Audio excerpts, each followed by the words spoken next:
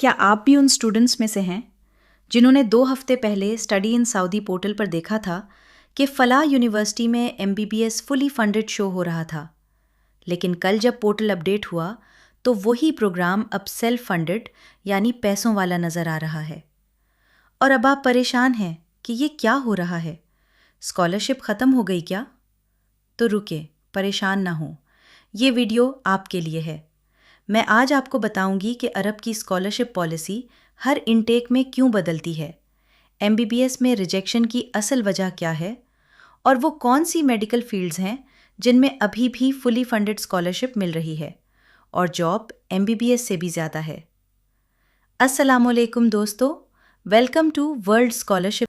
Students, सबसे पहले आपके सबसे बड़े सवाल का जवाब। जी हाँ, स्टडी इन सऊदी पोर्टल 2 दिन पहले अपडेट हुआ है और मुझे रोज़ाना मैसेज आ रहे हैं कि मैम, पहले एमबीबीएस फ्री था, अब पेड क्यों शो हो रहा है। तो इसकी सबसे बड़ी वजह यह है कि सऊदी अरब की स्कॉलरशिप पॉलिसी फिक्स नहीं है। ये हर साल हर इनटेक में बदलती है। जो प्रोग्राम पिछले साल फुली फंडेड था, ज़रूरी नहीं इस साल भी फ्री हो, और जो इस साल सेल्फ फंडेड है, हो सकता है अगले साल फुली फंडेड हो जाए। ये सब वज़ारत तालीम की तरजीहात पर होता है। विजन 2030 के तहत सऊदी हुकूमत अब एमबीबीएस से ज़्यादा नर्सिंग, फार्मेसी, हेल्थ टेक्नोलॉजी पर फोकस कर रही है।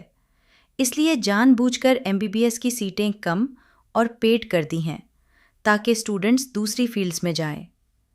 अंडर ग्रेजुएट एमबीबीएस में इंटरनेशनल स्टूडेंट्स के लिए सिर्फ 3 से 5% कोटा है, और जिन 1 या 2 यूनिवर्सिटीज़ में अब भी एमबीबीएस फ्री है, वहाँ 98% मार्क्स, हाफिज़े कुरान, एसएटी और अरबी टेस्ट चाहिए। तो अगर आपका नाम नहीं आ रहा तो कसूर आपका नहीं। आप एक ऐसी रेस में भाग रहे हैं जहाँ 1000 में से 2 लोग सेलेक्ट होते हैं। अब आप खुद सोचें, क्या आप एक दरवाज़ा बंद होने पर 3 साल बाहर खड़े रहेंगे या साथ वाले 7 दरवाजे खटखटाएंगे जो खुले हैं? मेडिसिन सिर्फ एमबीबीएस का नाम नहीं है। नर्सिंग देख लें। विजन 2030 के तहत 1 लाख नई नर्सेस चाहिए। इसलिए किंग अब्दुल अजीज़ यूनिवर्सिटी, तैयबा यूनिवर्सिटी, उम्मुल कुरी में नर्सिंग फुल फंडेड है। तनख्वाह 12 से 18 हज़ार रियाल है। फार्मेसी यानी फार्मडी देख लें। ये 6 साल का कोर्स है। एमबीबीएस के बाद सबसे ज़्यादा इज्जत इसी की है। क्लिनिकल फार्मासिस्ट बनकर आप डॉक्टर के साथ बैठकर दवाई का फैसला करते हैं। इमाम अब्दुर्रहमान यूनिवर्सिटी में फुल स्कॉलरशिप है। इसके अलावा डॉक्टर ऑफ फिज़िकल थेरेपी यानी डीपीटी है, मेडिकल लैब साइंसेस है, रेडियोलॉजी है, क्लिनिकल न्यूट्रिशन है, पब्लिक हेल्थ है। इन सब में आपको फ्री ट्यूशन, 850 रियाल वजीफ़ा, फ्री हॉस्टल, सालाना टिकट मिलेगा, यानी एमबीबीएस वाली सारी सहूलत। अच्छा स्टूडेंट्स, आप जानते हैं एक हैरानकुन फैक्ट क्या है? पाकिस्तान में आजकल अक्सर बच्चे एमबीबीएस तो कर लेते हैं, डिग्री मुकम्मल कर लेते हैं, लेकिन इसके बाद उन्हें जॉब नहीं मिल रही। क्यों? क्योंकि पाकिस्तान में एमबीबीएस डॉक्टर्स की तादाद बहुत ज़्यादा हो गई है। हर साल 20,000 से ज़्यादा नए डॉक्टर बन रहे हैं, लेकिन इसके मुकाबले में डेंटिस्ट्री, फार्मेसी और नर्सिंग में अभी भी शॉर्टेज है।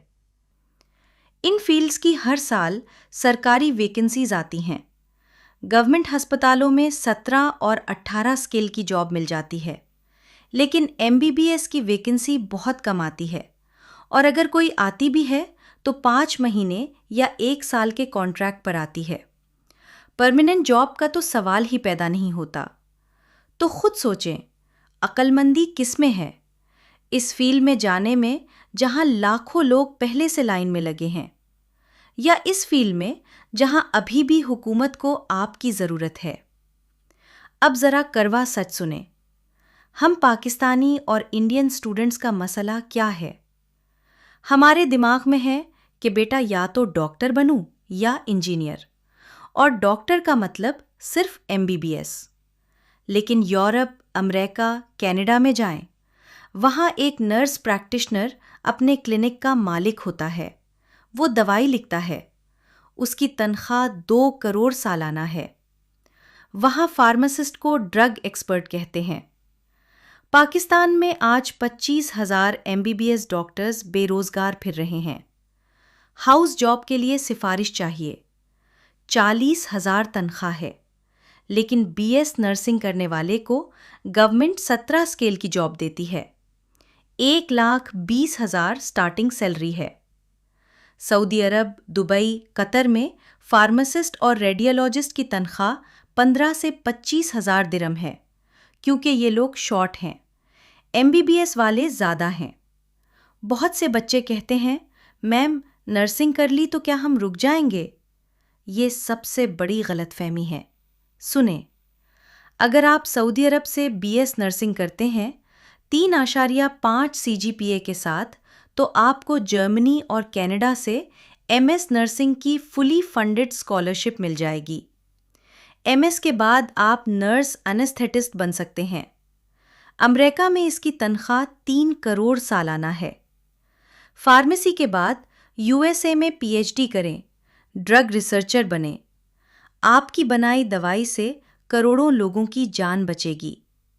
DPT के बाद सपोर्ट्स फिजियो बने, फीफा वर्ल्ड कप में टीम के साथ जाएं। यानी आप MBBS के बगैर भी डॉक्टर यानी PhD डॉक्टर बन सकते हैं। रास्ते बंद नहीं, खुले हैं। तो अब करना क्या है? ये 3 स्टेप फॉर्मूला नोट करें। पहला स्टेप, ऑप्शंस खोलें। स्टडी इन सऊदी पोर्टल पर MBBS को फर्स्ट चॉइस रखें, लेकिन second choice nursing, third pharmacy, fourth DPT लाजमी रखें। खाली MBBS सेलेक्ट करके अपना नुकसान मत करें। दूसरा स्टेप, प्लान B तैयार रखें। सिर्फ सऊदी अरब नहीं, तुर्की की तुर्की बुर्सलरी और चाइना की CSC में भी MBBS और हेल्थ साइंसेज दोनों पर अप्लाई करें। तीसरा स्टेप, साल ज़ाया ना करें। अगर इस साल MBBS ना मिले तो नर्सिंग या फार्मेसी में एडमिशन ले लें। अगले साल आप दोबारा MBBS ट्राई कर सकते हैं, लेकिन आपका 1 साल बच जाएगा। डिग्री स्टार्ट हो जाएगी। स्टूडेंट्स, उम्मीद है आज आपको समझ आ गई होगी कि MBBS दुनिया का इख्तिताम नहीं है। सऊदी पॉलिसी हर साल बदलती है। आज जो पेड है, कल फ्री हो सकता है। लेकिन आप अपना वक्त ज़ाया मत करें। वीडियो अच्छी लगी हो तो लाइक और शेयर करें। कमेंट में बताएं आप MBBS के अलावा कौन सी फील्ड में जाना चाहते हैं।